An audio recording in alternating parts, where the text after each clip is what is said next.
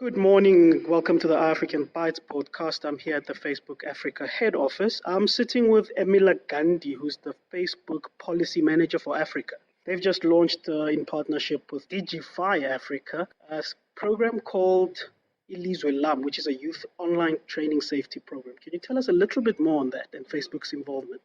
Okay, thank you, Tefo. The Ilizwe Lami project is not just an online training program, but it's also it's mostly actually offline project where we are targeting youths between the ages of 13 to 18, in school and out of school youths, running this program through schools and also youth clubs. What we are trying to do there is to teach young people about the positives and also negatives of the internet, but mostly focusing on the positives in a fun and interactive way, and also ensuring that it's peer-to-peer learning. They can create their own community, and we have like 8 ambassadors that will be working with these youth as well. And what sort of topics will you be focusing on in terms of the program, in terms of the training that you'll be giving the youth? Okay, so in general, we'll start first with just looking at what the internet is. We'll also look at the different safety measures that these youths can take. Firstly, in terms of ensuring that they present their real selves when they are online. We'll also look at false news, fake news. It's something that doesn't only affect adults, but it's affecting young people as well.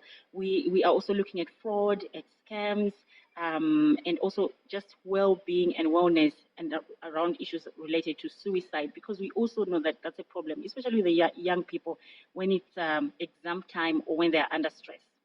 Okay, that's interesting. And from a Facebook perspective, are there any policies or tools you've put in place for this? Yes, there are policies and tools. So this is a commitment. What we are doing is expanding our commitment that we've done at a global level, but localizing it, right? In terms of ensuring that young people know what those tools are, that they can unfriend someone who is not, who they no longer want to be friends with online. They can block this person. They can report content.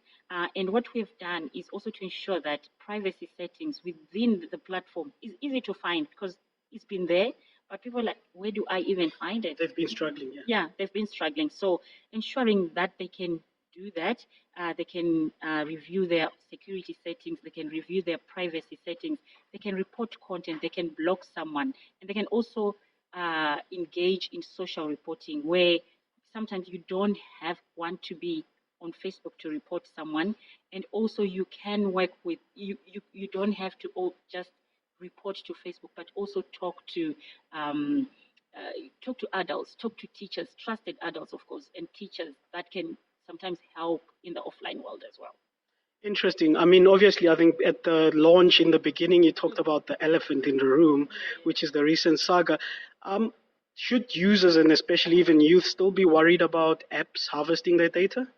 No. So firstly, what I said in our meeting is that we take this very, very seriously. And for us, we are having conversations, one, to let people know what happened, what we are doing about it, and what we'll continue doing about this. So no one has to worry about third parties harvesting data. No, because we have put in place different strategies and different tools that people can protect their account, and also to ensure that you as a person, as someone who is using the platform, has the power to control your platform. The students themselves will learn how to segment their target audience, who can see their posts. This is in terms of their posts. Yeah, in terms of their posts. So who can see their posts? Because sometimes as young people, what the feedback that they give us is that I don't want my grandmother to be seeing what I'm posting, or I don't want such a friend to see what I'm posting. So you can post, but you can also segment, to choose your audience. Do you want to share it with yourself only? Do you want to share it with just your friends? And it's important that young people know how to do that, so that they can be in position of power to control who sees the information. And have there been any specifics that you can give users in terms specifically around data harvesting, in terms of settings or anything they need to look out for or need to do to protect themselves? Okay, I'll refer back to what we are teaching the young people. First, authentic identity, because what we see is that not in terms of even spreading rumors or false news, it's usually the accounts that are not using real names. So first you bring your whole self, bring your real name, like sign up using your real name. So use authentic identity.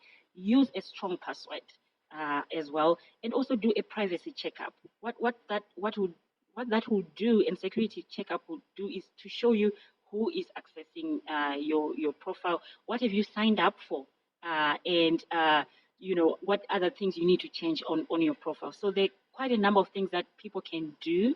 We send reminders, of course. But what we also see is that people really don't want to hear from us. That's why we have this program where the young people are actually teaching themselves. So we train some trainers to be able to teach the young people so that they can also get to hear from their peers.